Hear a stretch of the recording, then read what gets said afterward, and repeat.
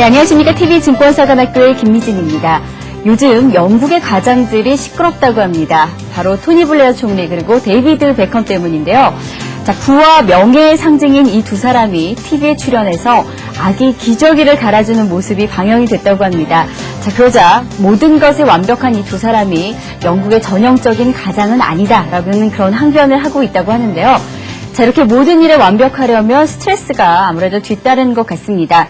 혹시 시청자 여러분들께서도 완벽한 주식 투자를 하기 위해서 스트레스 받고 계신 분들 계시지 않을까 하는 그런 생각이 드는데요. 자, 투자 전문가들이 이구동성으로 하는 말이 있습니다. 바로 주식 투자에서 성공 비결은 자기 자신만의 특기를 살리는 것이다라는 그런 말인데요. 자, 오늘부터 한 달 동안 또 새로운 전문가를 모시고 여러분들 어디엔가 숨어 있을지 모를 그 특기를 발굴하는 시간들 갖도록 하겠습니다. 자, 제 옆에는 써니 차트 아카데미의 김명수 대표 나오셨습니다. 어서 오세요. 네, 안녕하십니까. 자, 그동안 그 써니라는 필명으로 강연회나 여러 가지 방송을 통해서 투자자분들에게 알려져 계셨었는데 어떻습니까? 앞으로 한 달 동안 저희와 함께 하셔야 되는데 어떤 내용들 또 어떤 기법들을 공개해 주실지 궁금하거든요. 예. 지금까지 아마 이제 여러분들, 시청자 여러분들께서, 아마 단 한 번도 들어보지 못했었던, 그렇다라고 해서 뭐 아주 특별한 거는 아닙니다. 네. 뭐 거의 대부분이 보편적인 것이기는 하지만, 뭐 제가 23년 정도간 지금까지 연구해오고, 나름대로의 요즘 거의 완벽에 가깝게 거의 시세 분석을 통해서 시세 흐름을 거의 맞추어내는 정도. 예. 그죠? 이제 이것을 가지고 아마 여러분들께 말씀을 한번 드릴 건데, 시세 분석이라고 하는 테마, 그 주제를 가지고 한 달 동안 여러분들께 한번 시세 분석이 도대체 무엇인가를 아주 네. 낱낱하게 파헤쳐 보도록 하겠습니다. 알겠습니다. 벌써부터 기대가 됩니다. 23년간 쌓아온 노하우를 또 한 달 동안 저희 TV증권사관을 통해서 여러분들께 낱낱이 공개를 하겠다고 말씀하셨으니까 기대를 하셔도 좋을 것 같습니다. 제가 이 방송을 시작하기 전에 살짝 그 프로필을 좀 봤거든요. 그런데 현물인 주식뿐만이 아니라 그 선물 옵션 또 시세 분석도 같이 하신다고 그렇죠. 들었거든요. 현선물 전문가인 만큼 이 현선물을 연결시키는 뭔가 새로운 내용들이 소개되지 않을까 하는 그런 기대감도 드는데 어떻습니까? 현선물의 뭐 연관성이랄까요? 아니면은 이런 부분들을 이해하면 자신만의 투자 기법을 찾는 데 도움이 된다. 뭐 이런 부분들이 있을까요? 예, 그렇죠. 네. 지금까지 거의 대부분이 어떤 선물이다 아니면 현물이다에 따라서 사실 종목만 다를 뿐이지 우리가 투자를 하는 대상만 다를 뿐입니다. 뭐 현물은 우리가 잘 아시다시피 주식이라고 하는 것이고 또 선물과 옵션이라고 하는 것은 파생상품인데 그것은 뭐 현물이 없는 거잖아요. 그래서 뭐 오르든 내리든 관계없이 즉 오르는 시세든 내리는 시세이든 결국은 시세 변화만 있으면은 투자를 할 수 있는 그 정도의 어떤 그건데 현물이든 선물이든지 결국은 연관성이라고 하는 것은 같은 맥락에서 출발해요. 시세라고 하는 것은 변화가 오르듯 내리듯 어떤 횡보하듯 다 똑같은 경우를 가지고 움직이기 때문에 분석하는 모든 방법은 다 똑같습니다. 그러면은 공이 전부 다 제가 지금까지 앞으로 또 밝혀내야 될 이러한 것을 가지고 결국은 선물하시는 분은 선물, 현물하시는 분들은 현물에 그대로 적용이 가능하다 하겠습니다. 그렇군요. 예. 자, 그동안 현물 쪽을 좀 치중해서 저희가 방송을 했는데 이제 선물 쪽도 같이 함께 살펴주신다고 하니까 또 호재가 아닐 수 없겠습니다. 자, 그런데 김 대표님 개인적으로 투자 뭐 성향이라든지 전략 어떤 부분이 있는지 사실 그 개인적으로도 좀 궁금하거든요. 공개를 좀 해주실 수 있을까요? 지금은 저는 투자는 하지 않고 있습니다. 시세 분석이라고 하는, 즉, 분석만을 하고 있는 것이고요. 그 이유는, 이제는 여러분들 앞에 제가 섰어요.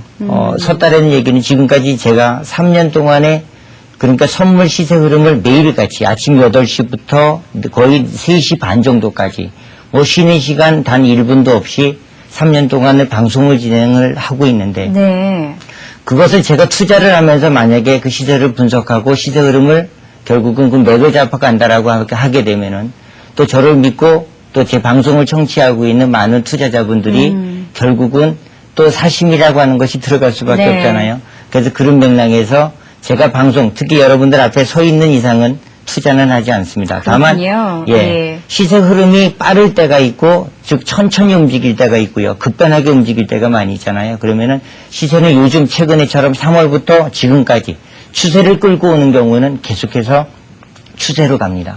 그러고 이제 시세 변화가 오는 바닥권이나 고점에서는 아래 위로 움직이는 변화폭이 일정하게 나타나는데 그러한 구간에서는 결국은 투자자라고 하면은 결국은 단기 매매라고 하는 어떤 박스권의 매매를 할 수밖에 없는 것이겠죠. 네. 그럴 때는 즉 시장 상황에 맞추어서 순응하는 자세가 바로 시세 분석의 가장 중요한 포인트다 말씀드릴 수 있습니다. 네, 알겠습니다. 자, 일단 이제 서두는 여기에서 마치도록 하고 본격적으로 이제 오늘 강의로 들어가 봐야 될 텐데요. 네. 자, 오늘 강의 포인트 어떤 부분인지 소개를 좀 해주시죠. 예, 이제 시세 분석이라고 하는 제목입니다. 그러면 도대체 시세를 분석한다라는 의미가 되겠죠? 그럼 시라고 하는 것과 세라고 하는 것의 이것은 합성어입니다. 한마디로 표현해서. 그런데 네. 아마 많은 투자자분들께서는 시세라고 하는 것은 지금까지 어떤 주식의 가격, 아마 그것만 이해를 하고 계실 줄로 압니다.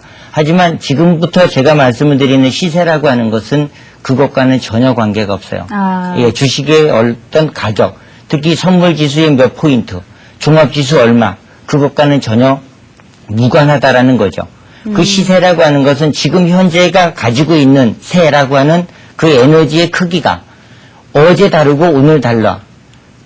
예전에 3월에 작년 다르고 올해 또 다르죠. 네. 이렇게 다른 그 시세에 대한 크기의 변화, 그것을 추적하는 방법이 바로 시세 분석이다라고 하는 겁니다. 오늘 배워볼 내용이 또 그 그렇죠. 부분이고요. 예, 예. 자, 언제 오르고 또 언제 내리느냐, 그리고 또 그렇죠. 얼마나 오르고 내리느냐, 이 부분들을 알기 위해서 개인 투자자분들 차트 공부를 한다고 해도 과언이 아닐 텐데요. 근데 제가 여기서 잠시 궁금증이 드는 게 네. 지금 김 대표님께서는 23년 동안 지금 주식을 쭉 공부를 해오셨지만 네. 보통 투자자분들이라면 어느 정도 교육을 받으면 그래도 어느 정도의 안목을 갖출 수 있다, 이 정도 수준이 될까요? 보통 그냥 제가 지금까지 강의를 하고 많은 투자자분들을 이렇게 좀 지도도 해보고 이제 성공한 케이스 있잖아요. 그러니까 이제 괜찮다, 안목을 높인다라는 이런 차원이 아니고요. 네. 결국은 어느 정도를 공부를 해야 돈을 벌 수 있는 케이스죠. 근데 그건 사람마다 성향마다 다 달라요. 근데 어떤 분들은 정말로 두세 달만 해도 돈을 벌 수 있는 어떤 안목을 갖추는 사람이 있는가 하면 네네. 어떤 분들은 뭐 10년, 15년을 해도 안 되는 경우가 많이 있어요. 그 가장 대표적인 예는 첫 번째 그 자기 자신을 얼마만큼 빨리 버리느냐. 그러니까 자기가 지금까지 알고 있었던 모든 지식을 얼마만큼 빨리 버리느냐에 따라서 성공하느냐 못하느냐가 제가 보기에는 결정된다라고 해도 과언은 아니에요. 네, 알겠습니다. 근데 주식 시세라고 하는 것은 우리가 인간의 생각의 범위, 즉 인식 범위 밖의 시세 흐름은 움직이잖아요. 어차피 내일 시세 흐름은 그 누구도 알 수가 없는 거예요. 근데 투자자 많은 분들은 내일 시세 흐름이 어떻게 될 것이다 라고 하는 궁금하기도 하고 또 예측을 많이 합니다. 네. 근데 예측은 나는 오를 것이다 라는 생각을 가지고 있으면은 내일에 설령 떨어지게 되잖아요. 그러면 대응 자체가 안 돼요. 결국은 이렇게 예측하는 나름대로의 어떤 습관과 성향을 가지고 시세 흐름에 대응을 한다라고 하게 되면은 그것은 거의 대부분이 90% 이상이 다 실패할 수밖에 없는 거예요. 그래서 시세 흐름에 차라리 예측을 하지 말고 내일 시세 흐름에 내가 들어가는 즉 진입 포인트와 나오는 포인트만 일단은 알게 되면은 그 자리에서 들어가서 일정 폭 이익만 나면은 그냥 나와주는 그러한 전략이 차라리 시장에 순응하는 자세로 훨씬 더 편안하고요. 얼마 공부를 안 해도 되는 상황이니까 그렇죠. 얼마나 좋겠습니까? 지금부터 여러분들이 정말로 공부를 하지 않아도 정말로 자기 자신 지금까지 알고 있는 지식만 버리면은 더구나 몇 가지 원칙만 여러분들께서 습득을 하시게 되면은 아주 편안하고 아주 정말로 즐겁게 주식 투자하실 수 있걸랑요. 네. 예, 바로 그 점을 앞으로 계속해서 짚어드리도록 하겠습니다. 알겠습니다. 예. 마음만 들어도 좀 갑자기 그 마음이 안심이 되는 듯한 그런 느낌이 드는데요. 그러니까 미리 내 다음날 시세를 예측하지 말고 시장이 출발하는 것을 보고 나서 그 시세에 순응을 하면서 들어가야 될 부분과 나와야 될 부분, 그 포착을 하는 포인트를 잡는 것이 가장 중요하다라는 그런 말씀이신데, 자, 이제 본격적인 강의에 들어가 보도록 하겠습니다. 예. 방금 그 시세 분석이라는 말을 계속해서 하셨는데, 예.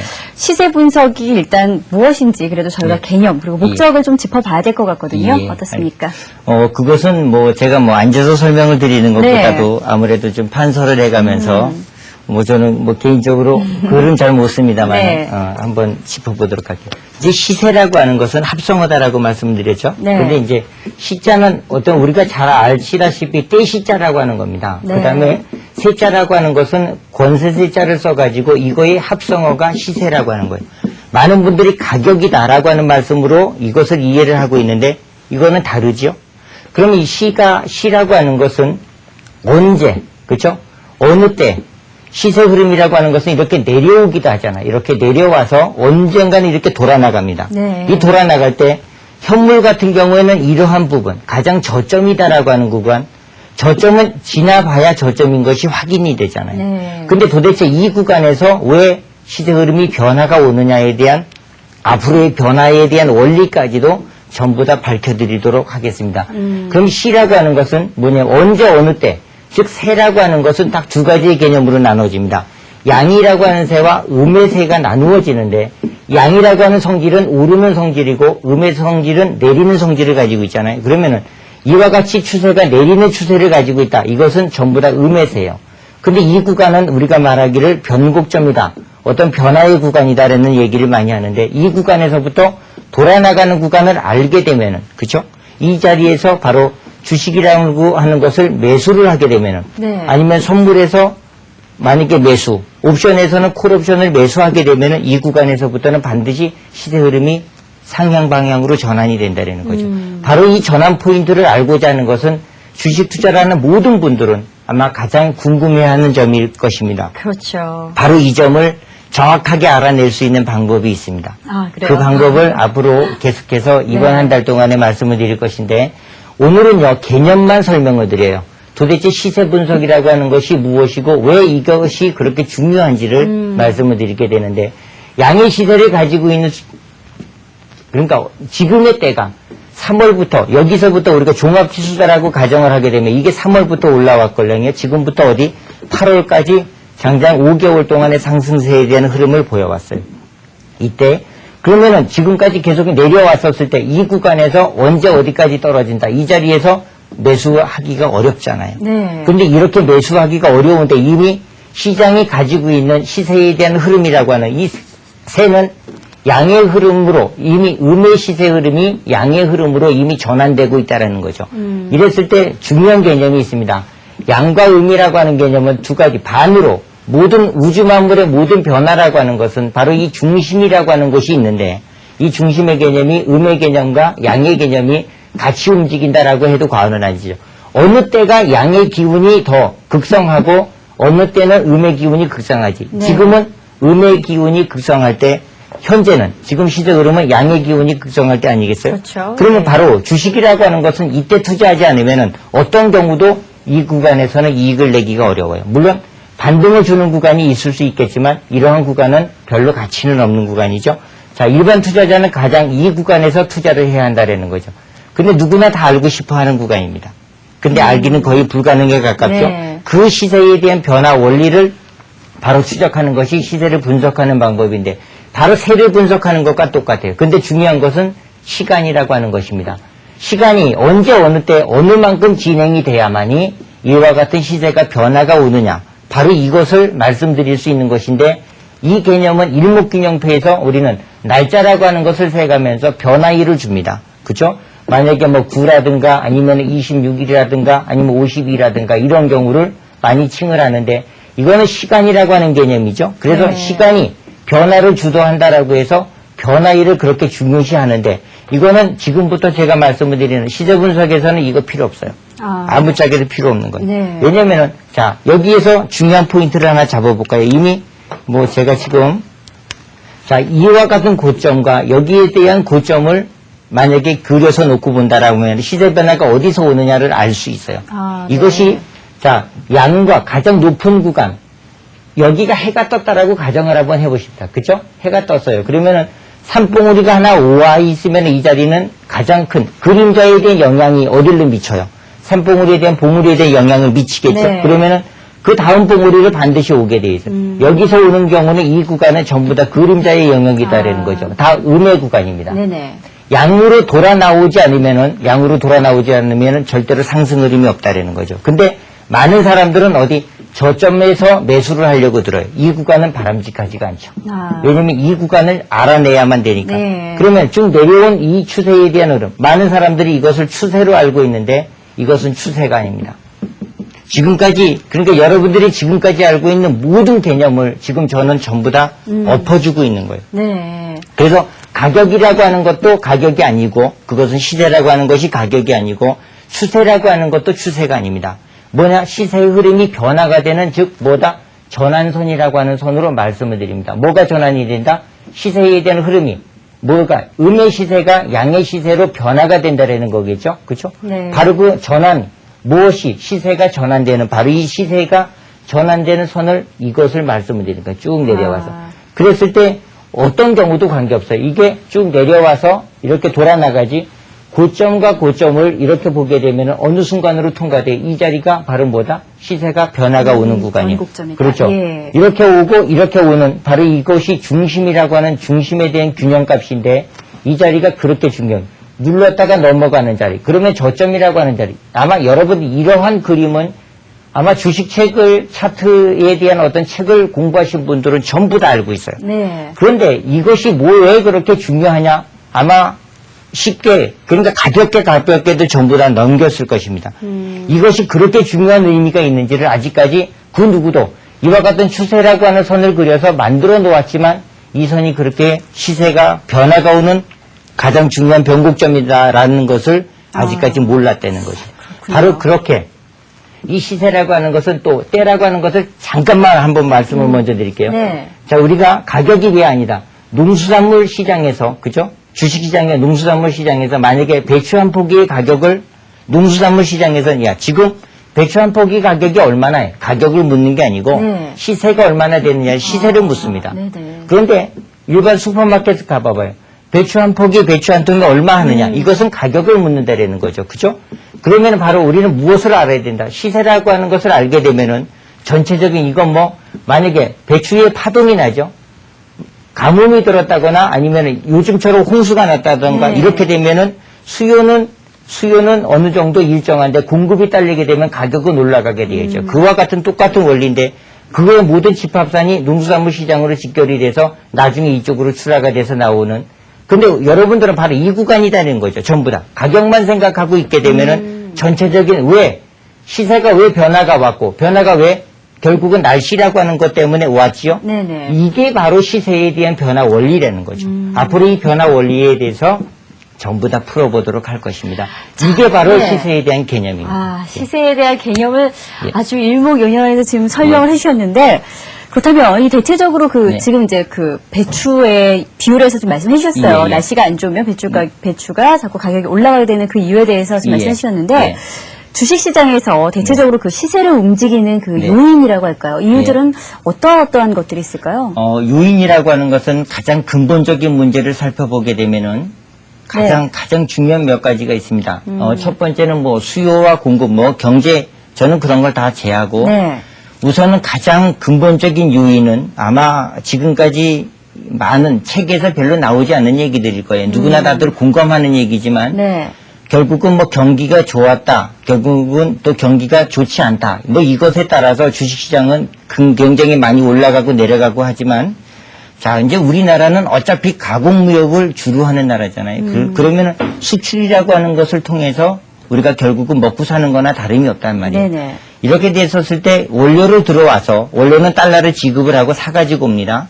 이랬을 때 다시 물건을 만들어서 수출을 하게 되면은 다시 수출 대금으로 달러를 받아 들어와서 원화로 환전을 할 수밖에 없죠. 네네. 바로 그것에 있다라고 볼 수 있어요. 즉 뭐냐면은 환율 변화가 우리가 경기에 대한 변화는 알 수가 없어. 체감으로 뭐 경기가 좋든 나쁘든 장사가 잘 되나 못 되나 이것은 따져볼 수는 있지만, 지금의 경기 국면이 어디인지는 알 수가 없어요. 그것은 바로 무엇과, 즉 이렇게 화폐 가치라고 하는 화폐의 힘이, 네. 달러에 대한 힘과 우리에 대한 원화에 대한 힘, 물론 예나도 마찬가지입니다만, 네. 이렇게 교환 가치에 대한 힘에 의해서 시장은 변화가 온다. 즉 우리나라 사람들끼리만 먹고 사는 경우라면은 아무 문제가 없어요. 그렇죠. 환율 변화는. 예. 근데 여러분들 아시다시피 최근이 아니지, 이미 뭐 외국인들에게 주식시장이 개방된 이래에 외국인들의 시장에 대한 참여에 따라서 주가는 오르고 떨어지고 하는 네. 것은 뭐 여러분들 명확하게 아실 것입니다. 그래서 외국인 동향만 아주 전문적으로 또 연구하시는 뭐 애널들도 계시고 네. 그렇기 때문에 그거 일반인들이 다 알기 어려워요. 그러면은 환율 변화가 바로 쉽게 표현해서 화폐에 대한 어떤 교환 가치에 대한 변화를 가져오기 때문에 그것에 의해서 시장은 변화가 오게 되어 있어요. 특히 외국인들은 그것에 따라서 네. 들어오고 나가고가 결정이 되기 때문에 요즘 예전에 1200원대를 넘어가던 선물 시세가 지금은 얼마 1170원까지 그렇죠. 오늘 정도에서 예. 마감 30원 정도가 떨어졌다는 얘기는 종합지수에서 특히 선물에서는 30포인트 정도를 움직일 수 있는 힘이 생깁니다. 아, 그래요. 그럼 55에서부터 지금 거의 90이라고 하는 자리까지 올라간 것처럼 마찬가지로 그와 같은 큰 시세 변화를 주고 있는 것이 지금까지 아시다시피 외국인들의 매수에 의해서 올라온 것처럼 바로 저는 이것 딱 한 가지만 봅니다. 시장 변화에 대한 그렇군요. 요인은 예. 다른 것은 일절 무시를 해버려도 무방할 정도로 이것은 시장의 변화를 주는 가장 근본적이고 가장 강력한 모멘텀이다 말씀드릴 수 있습니다. 그렇군요. 예. 환율 변화, 화폐 가치 아주 그렇죠. 중요하게 지금 생각하신다라는 그런 말씀이신데 예. 자 그렇다면 이제 시세가 어떻게 되면 상승하고 어떻게 되면 하락하는 것인지 조금 전에 이렇게 포괄적으로 좀 설명을 해주셨는데 네. 상승 하락의 주요 기본적인 원리라고 할까요? 저희가 예. 좀 더 자세하게 들어가 봤으면 좋겠는데요. 예, 바로 이 선물 옵션, 특히 시세를 분석을 하는 가장 좋은 것은 사실상 적용이 문제입니다. 네. 어디에다 적용을 해야 되느냐에 대한 문제인데, 그것은 선물과 옵션 쪽에 훨씬 더 효과적으로 적용을 할 수가 있어요. 특히, 그것은 뭐냐면, 음매세와 양의 어떤 흐름이, 그러니까 매수세와 매도세가 결국은 모든 균형을 이루고 있는 것은 선물 옵션 시장입니다. 그렇죠? 네. 거의 뭐 우리가 일명 제로섬 게임이다라고 할 수 그렇죠. 있을 정도로 어느 정도를 만약에 이익을 보는 사람이 있으면 반드시 그만큼 손실을 보는 네. 사람이 있기 때문에 그렇지만 종목이라고 하는 것은 그렇지가 않잖아요.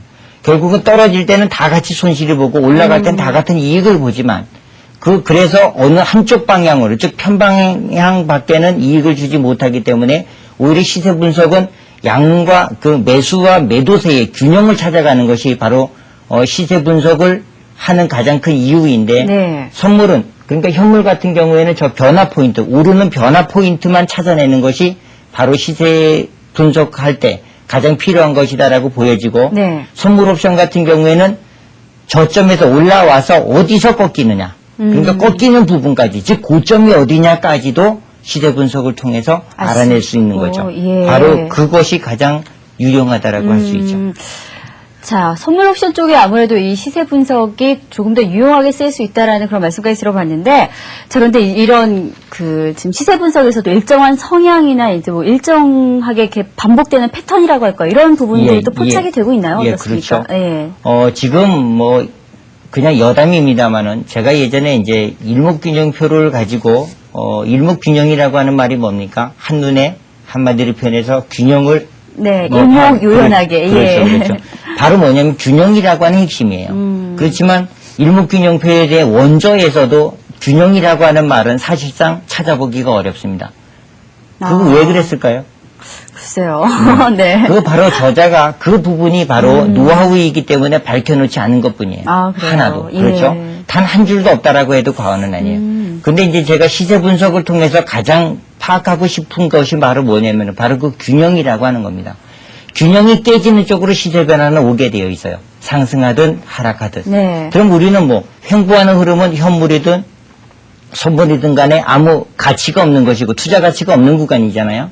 특히 뭐 현물 같은 경우 오르는 것 아니면은 아무 가치가 없는 거예요. 네네. 바로 이제 그것에 따라서 그 일목균형표를 제가 이제 연구를 하고 공부를 할 때 거의 한 5,000페이지 정도 텍스트 문서만 5,000페이지라고 하면은 엄청난 분량. 엄청나네요. 예. 완전 백과사전입니다. 그런데 그것을 하나하나 연구를 하고 버리다가 보니까 나중에는 정말로 100페이지 정도의 가장 핵심적인 내용만 남아요. 네. 근데 또 차트도 뽑아가지고 오르는 패턴 뭐 30몇 가지, 내리는 거 몇 가지 패턴 다 뽑아봤는데 그건 역시도 다 필요가 없어요. 결국은 나중엔 오르는 건 딱 한 가지, 내리는 패턴은 딱 한 가지로 우리 시세 분석에서는 모든 게 요약이 딱 돼요. 그렇군요. 그러면은 딱 오르는 차트와 내리는 차트는 이미 정해져 있다라는 거죠. 그것만 알면은 된다라는 겁니다. 예. 오르는 차트, 내리는 차트가 딱 결정이 돼 있다라는 그런 핵심 포인트를 지금 얘기를 해주셨는데, 그러면 이 시점에서 저희가 차트 점검을 안 해볼 수가 없겠죠. 지금까지 그 시세 분석 이론, 좀 개념들을 좀 포괄적으로 설명을 해주셨는데, 예. 저희가 그럼 이제 실전 차트에서는 과연 어떤 형태로 나타나고 있는지 확인을 좀 해봤으면 좋겠는데, 예. 네, 차트를 좀 확인해 볼까요? 예, 좋죠. 네. 지금 보시는 차트는 이거는 선물 차트입니다. 최근에 나타났었던 어떤 선물 차트들인데 이것이 지난번에부터 아마 93.70 저는 어떠한 종목도 관계없어요. 선물이든 옵션이든 종목 차트이든 네. 시세 분석을 하는 요령은 전부 다 똑같기 때문에 자, 그래서 저점이라고 하는 구간이 만들어지죠. 그러면 고점이라고 하는 자리까지 한번 끌어올려 보자고. 이 자리를 올려서 보게 되면은 어떤 구간, 바로 이 자리가 중심이라고 하는 구간 아니겠습니까? 네. 중심이라고 하는 개념은 굉장히 중요한 개념이에요. 즉, 저점에서부터 이 폭만큼 오르게 되면은 여기서부터 추가적인 상승의 흐름이 더 진행이 된다라는 얘기와 말은 똑같은 게요. 그러면 이 폭만큼 내려왔죠? 네. 이 폭만큼 내려와서 잠시 머물다가, 자, 이 중심이라고 하는 구간 때 하나하나를 다 나누어서 본다라고 하더라도 시세 분석에 가장 중요한 몇 가지 포인트가 있는데 그러니까 시세 변화의 위상을 갖는 자리가 있어요. 네. 위상이라고 하는 말 아마 처음 들어보실 것입니다. 위상은 변화가 왔었을 때 최저점에서부터 고점에까지 한 단계 한 단계를 거쳐서 가는 그 순서가 있어요. 예, 그 순서가 일반적인 개념은 전부 다 네 방향, 즉 네 단계를 가지고 움직이고 가장 크게 움직이는 경우에는 5단계까지 나타나는데 그러한 경우는 완전히 대세 상승이나 대세 하락 기간이 아니면은 좀처럼 보기가 어려워요. 그래서 거의 일반적인 흐름은 전부 다 4단계로서 나타난다. 네. 이렇게 말씀드릴 수 있는데, 자, 이것을 4단계에 대한 흐름을 보게 되면은 이만큼 빠진 폭만큼 내리고, 그죠? 네. 다시 그 중심, 이 내린 폭만큼 다시 그 자리까지 하락한다라고 해도 과언은 아닙니다. 그래서 이러한 같은 저점이라고 하는 구간도 반등을 어디까지 줘요? 이 자리를 포함해서 반 정도까지만 줍니다. 절반 반등을 정도. 주면은 예. 급부에서 그렇죠. 이 자리에서 떨어진 폭만큼 또 내리게 되어 있어요. 오르는 자리는 바로 이 자리입니다. 그러면은 자 내리고 올라오고 또 내리고 반등을 줬었을 때 이 흐름이 저점이 이렇게 중심이 무너지게 되면 무조건 균형에 의해서 시세에 대한 균형에 의해서 내린 폭만큼 무조건 하락한다는 거죠. 이 흐름에서 아마 이거는 알 거예요. 일목균형표에서 대등수치라고 하는 개념으로 풀어지는 것인데 그거 복잡해서 알기 어려워요. 일반인들은. 네. 그냥 그럴 필요가 없다라는 거죠. 자, 올라가고 또 내려가고 그래서 이 중심이라고 하는 구간이 여기서 깨지게 되면 아래 구간으로 쏠리는데 그렇지 않고 반등을 주죠. 네. 그럼 저점이 확인이 되면은 반드시 이러한 자리까지 반등을 준다라는 겁니다. 그렇군요. 만약에 이 중심이 돌파되면은 최대 상승폭은 한 단계 정도 예. 그만큼 올라가죠. 자, 그 흐름을 조금 전에 전환선이라고 하는 기법을 가지고 말씀을 한번 드려보면은 네. 아주 간단하게 풀을 수 있어요. 자, 고점이라고 하는 자리 이 자리죠. 빨간 겁니다. 이 자리를 여기에 쭉 연결을 해서 보면은 여러분들 무슨 의미가 있어요? 이 자리는 또 이 자리는 뭐예요? 하나하나 전부 다 생각을 어떻게 합니까? 이 자리는 다 그냥 추세선이다라는 말로만. 네. 아까는 제가 판서로 말씀을 드릴 때 이 자리는 뭐라고? 전환선이라고 하는 선입니다. 네. 자, 반등을 주죠? 내려와서 그 폭만큼 줬었을 때 그 중심값을 못 넘어갑니다. 넘어갔었을 때는 반드시 저점에서부터 올라간 폭만큼 올라가요. 이랬을 때 눌림이라고 하는 것이 이렇게 와서 전체적인 시세를 전환시키는 과정으로 전환이 되는데 바로 이렇게 이 중심이라고 하는 것이 굉장히 좋아요. 예전에 저점이었죠. 네. 바로 여기에는 중심값입니다. 올라왔었을 때 고점을 만나죠. 다시 내려와서 쌍저점을 주고 올라간. 아마 일반 투자자들은 이 자리를 쌍저점, 즉 이중바닥을 형성하면 반등을 준다. 이런 얘기 말씀을 많이 할 텐데 네. 그건 절대로 그렇지가 않아요. 시세라고 하는 것이 이렇게 전환되는 과정을 보여주어야만이 반드시 상승 흐름으로 전환된다는 거죠. 그 전환 포인트가 바로 위에서부터 내려오는 이와 같은 전환선을 상향 돌파가 되는 구간, 이러한 구간에서부터가 매수. 여기서 돌파, 나중에는 이렇게 올라오게 되면은 여기서 반등 주면은 바로 이러한 자리까지 반등이 올라온다는 얘기 아니겠어요? 그렇겠죠. 그래서 이미 우리는 시세 흐름의 변화를 알게 되면은 언제쯤 시간이라고 하는 것도 여기에서부터 변한 만큼 이 추세의 흐름이 반드시 변화가 그러한 자리까지 올 수 있다라고 우선 가정을 하는 거예요. 네. 반등을 줄 때는.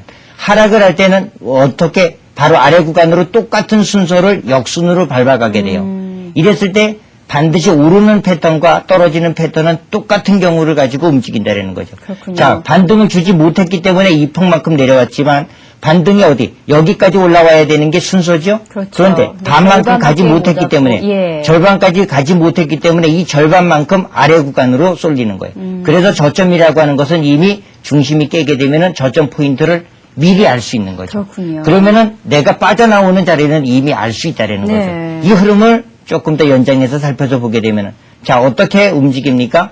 다시 자, 다 지워볼게요. 있는- 아예 여러분들 보기 쉽게 다 예. 지워서 보여서 드릴게요. 자, 이 흐름에서 이렇게 전환선이고요. 반등을 주고 예. 내와서 자, 중심을 만들었죠.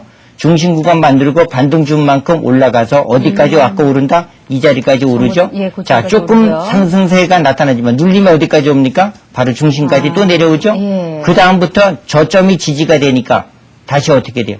추세적인 상승의 흐름이 진행이 되죠. 이런 경우에는 앞으로 올라와서 고점이라고 하는 자리 자, 눌러서 돌파가 되면 그 예. 폭만큼 또 가는 추세 흐름이 계속해서 진행이 되게 되는 거예요. 이것이 바로 자, 한 단계, 위상의 단계가 제가 말씀드린 위상의 단계가 이 자리가 한 단계입니다. 저점에서부터. 그러면 이 폭만큼 바로 그 폭만큼 또 올라오고. 올라죠. 예. 그러면 이 자리에서 추가적인 상승의 흐름이 또 진행이 되는 것은 자, 아까 기억납니까? 처음에 이렇게 쭉 연결됐었던 바로 예. 이 자리가 위상의 자리다라는 것을 이미 미리 말씀을 드렸죠. 그 폭만큼 반등세가 이렇게 진행이 되게 오를 되는 것이다. 예. 예, 바로 이렇게 충분히 이미 알 수 있는 흐름이에요. 그 단계에서 한 단계 추가적인 흐름이 또 한편 진행이 되게 되는 바로 이러한 자리가 이렇게 위상의 단계가 하나하나 위상값 개념은 아마 여러분들께서 맨 마지막 시간 정도에서나 아마 언급 드릴 수 있는 말인데 네. 이렇게 시세가 변화가 오는 이 구간 이것이 그렇게 중요하다라고 여러분들께 미리 말씀을 드리고자 또 앞으로 이 시세 분석을 통해서 아마 여러분들이 가장 좋은 결과를 얻을 수 있도록 제가 최선을 다해서 노력을 하는 차원에서 미리 이와 같은 개념으로 앞으로도 시세 분석을 해서 여러분들 투자에 도움이 되도록 많은 노력을 하겠습니다. 자, 지금 이제 예. 차트를 하나를 보여주시면서 지금 설명을 해주셨는데, 네. 이 차트가 지금 보여주신 지금 이 차트뿐만이 아니고, 네. 만약에 현물 시장에서 자기가 매매하고 있는 어떤 다른 종목에도 다 지금 이용을 할 수 있는 건가요? 그렇죠. 네.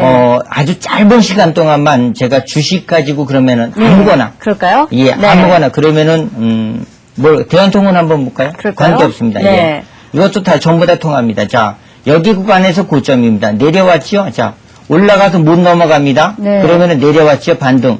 다시 이 자리가 그 폭만큼 내려와서 떨어지는 자리 역시도 저점을 기점 올라가게 되면 그 폭만큼 반드시 오르게 되어 있어요. 뚫고 올라갔으니까요. 예. 예. 근데 눌림이 어디까지 줍니까? 중심까지 절반까지? 주죠? 이 자리 예. 무조건 지지만 되면 이 추세는 무조건 오르게 되어 있어요. 지금 이게 어느 종목인가요? 제가 갑자기 여쭤봐가지고. 대한통운입니다. 저도 네. 아무거나 펴봤습니다. 예, 그래요. 예. 근데 이 흐름이 자, 여기가 중심이라고 하는 자, 수치의 구간이 한 단계 위상에 대한 단계를 하나, 둘, 둘, 세 단계 세 개. 올라가게 예. 되면 종목은 왜곡이 조금 있다라는 말씀을 드렸죠. 아까 네네. 아예 처음부터. 예. 바로 이러한 구간이 긴 꼬리를 달고 윗꼬리에서 대량 거래가 쏟아져 나오게 되면은 양의 에너지가 소진되는 구간입니다. 그러면은 무조건 정리하면 되죠. 그렇군요. 자, 이미 제 입장에서 보게 되면 이 종목은 위상을 생각해서 보게 되면은 어디까지 올라갈 수 있는 자리는 이미 알 수 있는 거예요. 네. 그래서 시세는 예측을 하지 말라. 다만 따르라라는 말씀을 많이 드리지만 자, 제가 이것을 거의 대부분이 알고 나서는 그 이후부터는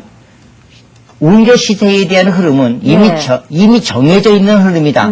라고 감히 말씀을 드릴 수 있어요. 이것을 앞으로 여러분들께 충분히 전수돼서 드리고 아마 짧은 시간 안에 다 하실 수는 없을 것입니다. 네. 다만 여러분들이 이 흐름을 저런 것도 있네 라고 생각이 딱 들었으면은 앞으로 이 분야에 있어서 아마 관심을 많이 가져주시고 특히 이 부분에 있어서는 저도 노하우 부분만 남겨두지 네. 책으로 아직까지 내지도 않은 상황입니다. 이 방송을 통해서 가장 최초로 공개를 하는 것이니 아마 여러분들 좋은 결과 있기를 진심으로 기원합니다. 알겠습니다. 자, 네. 오늘 이 내용만 가지고도 정말 많은 기대가 되는 부분들입니다.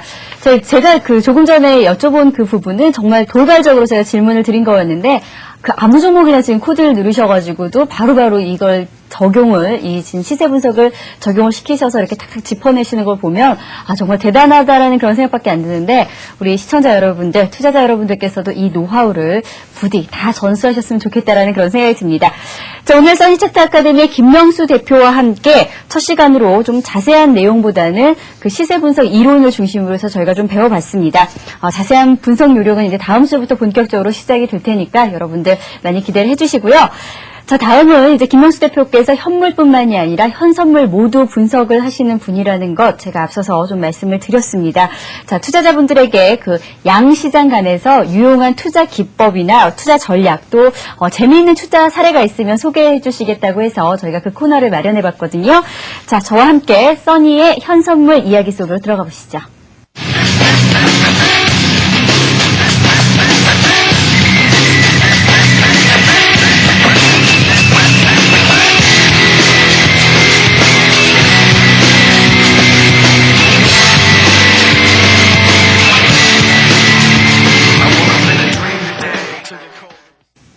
예, 현물이든 선물이든 투자에 있어서 가장 중요한 몇 가지의 원칙이 있습니다. 그 원칙 중에서 딱 3가지 정도만 정의해서 말씀을 드리게 되면은 첫 번째 원칙은 즉 선물 투자 같은 경우에는 내리듯 오르듯 아무 관계가 없지만 현물이라고 하는 것은 반드시 오르는 시세 흐름, 즉 상승하는 투자에만, 즉 상승하는 시세 흐름에만 투자를 해야 한다는 점.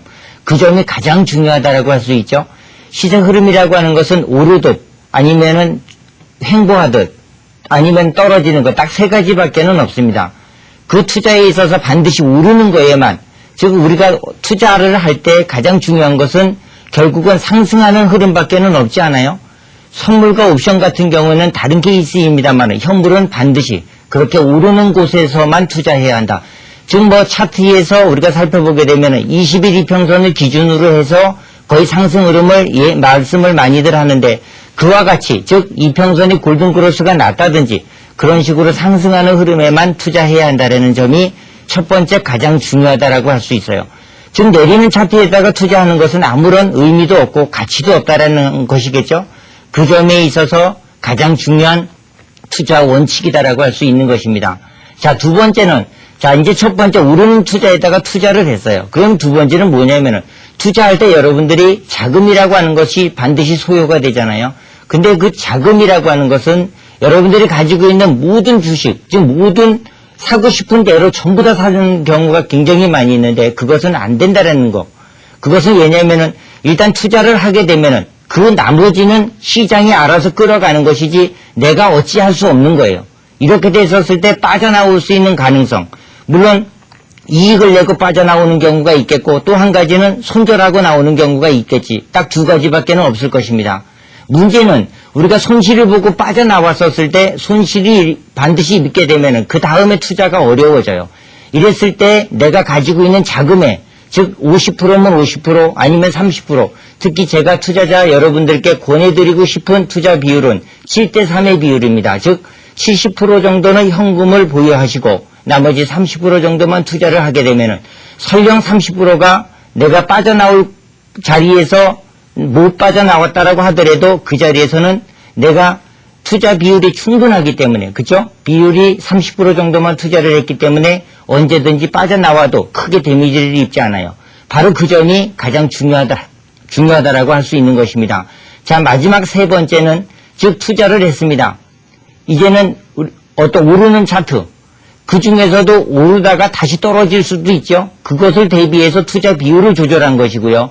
그 투자 비율 역시도 조절을 했는데도 불구하고 결국은 이익이 나든 떨어지듯 결국은 투자가 됐으면은 맨 마지막에 구간은 이익을 내느냐 아니면 손실이 나느냐 딱 2가지의 중요인데 결국은 손실을 적게 내려고 하는 건 역시도 욕심, 더 많은 이익을 내려고 하는 것 역시도 욕심이라고 하는 거죠. 바로 그 욕심이라고 하는 것만 여러분들이 자제할 줄만 알면은 즉 오르는 차트에 투자를 해서 일정 비율 오르는 폭만큼만 내가 이익을 내겠다라고 각오를 하고 들어가서 이익이 반드시 목표치만 설정이 돼서 그 자리가 닿게 되면은 그냥 밀어버리시고 빠져나오는 전략이 가장 좋다라고 할 수 있어요. 그런데 이제 손절선이라고 하는 선도 정했습니다. 여러분들 임의로 정했어요. 그럼 그 손절이라고 하는 것 바로 그 자리가 오게 되면 만약에 5%면 5%, 10%면 10% 정도를 정하고 나와서 그 자리까지 오게 되면은 설령 다시 올라간다라고 하더라도 그 자리에서는 일단은 정리를 해주는 것이 원칙입니다. 그건 역시도 올라갈 것이다. 하락하게 되면은 이제는 많이 떨어졌으니 오를 것이다라는 생각들을 많이 하는데 그것은 잘못된 생각입니다. 원래 시세라고 하는 것은 떨어지는 쪽에 하락하게 되면은 계속해서 하락 추세를 그려가는 것이 속성이에요. 고점이든 저점이든 그 시세에 대한 분기점, 즉 변화가 오는 구간이 아니면은 진행되는 과정에 있는 자리다라고 하게 되면은 거의 대부분이 10이나 아니면은 5% 내외에서의 어떤 손절 범위다라고 하면은 그 선에서 끊지 못하게 되면은 계속해서 10%든 5%든 추가 하락 가능성은 매우 높아지기 때문에 그 자리에서는 반드시 빠져나와서 아니면 오를 때까지 기다리든지, 그러니까 이제 저점을 찍고 나서 반드시 오르는 차트로 전환이 될 때까지 기다리든지 해야 한다는 점. 이렇게 돼서 맨 마지막에 가장 중요한 것이 바로 욕심이라고 하는 점입니다. 예전에 예를 들어서 재밌는 말씀을 한번 드려서 줄게요. 예전에 중국에서 어떤 할머니가 한 1000% 정도의 이익을 낸 적이 있어요. 그랬더니 이제 기자가 다가가서 여쭤봤습니다. 할머니, 도대체 투자 비결이 무엇입니까? 라고 물어봤더니 뭐 알려줄까? 그래요. 그래서 예, 한번 좀 말씀 좀 해주십시오. 라고 했더니 첫 번째 뭐냐면은 벌려고도 하지 마. 이런 얘기를 했다라고 합니다. 첫 번째. 그럼 도대체 두 번째는 뭡니까? 라고 얘기를 다시 한번 여쭤봤더니 두 번째는 욕심내지 마. 두 번째도 역시 첫 번째 벌려고도 하지 마. 그 정도로 욕심을 내지 말라고 하는 뜻이겠죠. 두 번째 역시도 마찬가지입니다. 세 번째는 그럼 뭡니까? 뭐 우린 특별한 거 좀 기대를 많이 했는데 세 번째 할머니의 대답은 무엇인지 아세요? 할머니라고 깔보지 마. 이런 얘기를 하더랍니다. 그것을 우리가 좀 잘 한번 생각을 해보면은 오히려 할머니이기 때문에 욕심을 내지 않은 그죠? 그런 케이스가 되지 않을까 생각을 해요. 우리는 너무 잘하려고 애를 많이 써요. 잘하려고 한다라고 해서 주식 시세는 잘 되는 것이 아닙니다. 이렇게 되면은 내가 진입하는 자리, 즉 매수를 하는 자리와 매도를 하고 빠져나오는 자리를 일단 이미 오늘 앞으로도 계속해서 이와 같은 말씀을 많이 드리겠지만은 진입하는 자리와 빠져나오는 자리는 여러분들이 알지 못하지만 이미 정해져 있는 자리예요. 그 자리는 어떠한 경우가 있어서도 반드시 지켜라. 투자에 대한 3원칙이라고 하는 것은 오르는 구간, 그러니까 오르는 차트에만 현물은 투자를 하는 것. 그 다음에 두 번째는 투자 비율을 조절하라. 맨 마지막은 이익이 났든 손실이 났든 결국은 욕심을 내지 말고 정한 위치에서는 반드시 빠져나오는 것이 아마 가장 중요하다라고 생각이 됩니다. 이 세 가지만 여러분들이 지킨다 하면은 앞으로도 아마 좋은 결과가 있을 줄로 믿습니다. 여러분들의 늘 투자에 항상 행운이 깃들기를 기원합니다. 네, 써니의 현선물 이야기 여러분들 재밌게 좀 들으셨는지 모르겠습니다. 현선물을 통틀어서 투자하시기 전에 알아두셔야 할 투자 마음가짐이라고 할까요? 원칙들에 대해서 저희가 좀 들어봤는데 제가 듣다 보니까 궁금한 점이 좀 생기는 것이요. 지금 말씀하실 때 현물은 오르는 주식에만 투자라는 것입니다. 이렇게 말씀을 하셨는데 사실 저희 개인 투자자분들께서 그 오르는 주식만 이렇게 쏙쏙 뽑아낼 수 있다면 얼마나 좋겠어요. 그런데 그게 굉장히 어려운 일이다라는 생각이 드는데 사실 이제 나름대로 생각할 때 차트를 볼 때 이게 좀 조정을 받고 소위 말하는 눌림목이라는 걸 지금 받고 횡보를 하니까 이 시점쯤에서 좀 올라주지 않을까 해서 매수를 했는데도 확 빠지는 경우도 있고 굉장히 어려워들 하시거든요. 그렇죠. 네. 예, 그것은 자기 기대감입니다. 한마디로 그냥 자기가 그럴 것 같다라고 하는 예측이라고 하는 것이죠. 네. 이 시세 분석은 가장 중요한 포인트가 있습니다. 절대로 예측은 아닙니다. 예측을 하지 말라는 얘기예요. 내일 시세 흐름이 어떻든 여기서 떨어지듯 올라가듯 그게 무슨 관계가 있다 이거예요. 네. 쉽게 해서 그렇게 생각을 하시면 돼요. 예전에 제가 강연회를 갔을 때 자 바닥 이런 얘기를 했다가 어떤 분에게 한번 이렇게 항의를 들은 적이 있어요. 그 바닥에 내가 다 녹아났다 이거죠. 그분이 그런 말씀을 하십니다. 자 그런데 저한테는 그런 말씀하지 마십시오. 그랬어요. 근데 바닥이라고 하는 것은 저는 예측도 하지 않고 바닥이라고 하는 여러분들께 그러니까 쉽게 알아듣게끔 말씀을 드리는 것이지 바닥이라고 하는 것은 조금 전에도 말씀을 드렸듯이 오르는 구간이 과연 어디냐. 시세에 대한 전환선이 통과가 된다 하면은 그 시세에 대한 전환선이라고 하는 것은 바로 그림자 영역을 벗어나는 구간입니다. 즉 음의 영역에서 양의 구간으로 들어가게 되면은 그 자리가 아무리 고점에서부터 떨어져 있다라고 하더라도 하락하고 있는 추세의 흐름이다라고 하더라도 돌아서 그 양의 구간 안으로만 들어만 가면은 눌림이 들어오면은 그 자리가 바로 저점이다라는 네. 거죠. 그래서 양의 구간으로 벗어나는 흐름. 이렇게 보게 되면 차트상으로 보면은 저점을 찍고 이미 올라간 차트의 이평선 기준으로 보게 되면은 많은 분들이 21선 정도를 말씀을 많이들 하십니다. 근데 그 21선도 사실은 부족해요. 어떻게, 예, 전체적인 저점에서 예. 보게 되면은. 그래서 전체적인 어떤 흐름을 딱 보게 되면 21선 정도는 바닥권에서의 중심 정도의 역할밖에는 못해요. 그렇군요. 그러면 그 자리를 반드시 돌파를 하게 되면은 일정 폭의 눌림이 옵니다. 그 눌림이 바로 바닥권에서의 중심이라고 하는 그 균형을 깨지 말아야만이 상승 흐름으로 차트를 상승 네. 차트다라고 말씀을 드릴 수 있는 거예요. 그러니까 예측을 하지 말고 정확한 분석에 의해서 정말 바닥이 확인됐을 그렇죠. 때만 매수를 해야 예, 예. 되는군요. 그래서 오르는 차트다 말씀드리는 아, 거예요. 두 번째로 지금 투자 비율을 잘 조정하라는 예. 말씀하셨는데 사실 이 부분도 개인 투자자분들께 굉장히 어려운 그런 말이에요. 예. 자기가 만약에 30%만 투자를 했는데 이 네. 종목이 좀 하락을 한다면 그만큼 손실을 조금 봤으니까 다행이다라는 생각이 들지만 그렇죠. 내가 30%밖에 투자 안 했는데 이게 갑자기 막 상승을 하면 예. 내가 여기에 100%를 넣었으면 더 많은 돈을 벌었을 텐데 이런 생각 정말 그 욕심으로 하게 되시거든요. 그렇죠. 사실 어떻게 자기 마음 그게 컨트롤 다, 할까요? 예, 그게 다 그렇죠. 근데 제 경험입니다. 이거는, 저도 예전에 투자를 할 때 몰빵이라고 하는 개념으로 네. 전부 다 투자를 해서 아무리 성공을 해도 10번, 20번을 성공을 해도 나중에 정말로 큰 돈을 벌었을 때도 한 입에 털어놓고 말아요. 아, 그렇군요. 한 입에. 네. 결국은 금액을 내가 잘한다라는 생각이 들면 한 번, 두 번, 세 번 정도 성공을 하게 되면은 굉장히 한마디로 자만심에. 표현해서 자만심에 네. 빠집니다. 그런 것을 조절하기 위해서 오르는 차트에 투자를 하는 것이고 또 하나는 두 번째 투자에 대한 비율을 조절하면서 이미 그게 좋다 이거죠. 투자 내가 욕심을 낼 때는 내도 돼요. 네. 대신에 들어간 것까지만 그리고 투자 한 폭만 가지고만 욕심을 내자 이거죠. 그렇죠. 예. 그래서 설령 물린다라고 하더라도 손절하고 나오게 되면 데미지를 최소화할 수 있는 장점이 있어요. 그런데 많은 사람들이 있는 돈 전부 다 투자를 해서 만약에 30%라든가 아니면 반토막이 나게 되면 나중에는 이전의 경험을 통해서 알아졌어요. 네네. 나중에는 투자할 수 있는 자금이 없어집니다. 그때쯤 되게 되면. 그래서 처음부터 일반 투자자는 그게 바람직하지 않아요. 오히려 돈을 많이 번 사람들 입장에서 보게 되면은 다른 어떠한 것보다도 투자의 때가 중요하지만 네. 그것 못지않게 투자의 비율을 철저하게 조절한다라는 것을 여러분들 명심하시기 바랍니다. 예. 알겠습니다. 자, 정말 마음에 와닿는 말이 아닐 수 없는데요. 자, 그 마지막으로 말씀해주신 욕심을 내지 말라는 말과 좀 일맥상통하는 것 같습니다. 예. 더 벌려는 느낌, 더 벌려는 욕심도 그리고 덜 손실 보려는 욕심도 버려야 결국에 최종적으로 자기 손에 남은 그 수익이 굉장히 많아진다는 점 절대 잊지 마시고요. 자, 오늘 이제 이 시간 1시간 좀 알차게 꾸며주셨는데 네. 다음 시간이 정말 기대가 됩니다. 다음 시간 강의 내용 잠깐 좀 소개를 해주시겠어요? 예, 오늘은 이제 시세 분석에 대해서 일반적으로 그냥 개념 정도만 여러분들께 말씀을 드렸습니다. 뭐 개념을 설명드리다가 차트를 가지고 말씀을 드렸는데 네. 다음 주부터는 시세를 분석하는 요령입니다. 굉장히 중요하겠죠? 그렇겠죠. 예. 도대체 어떻게 시세를 분석해서 내가 오르는 차트를 어떻게 골라낼 것인가 하는 문제.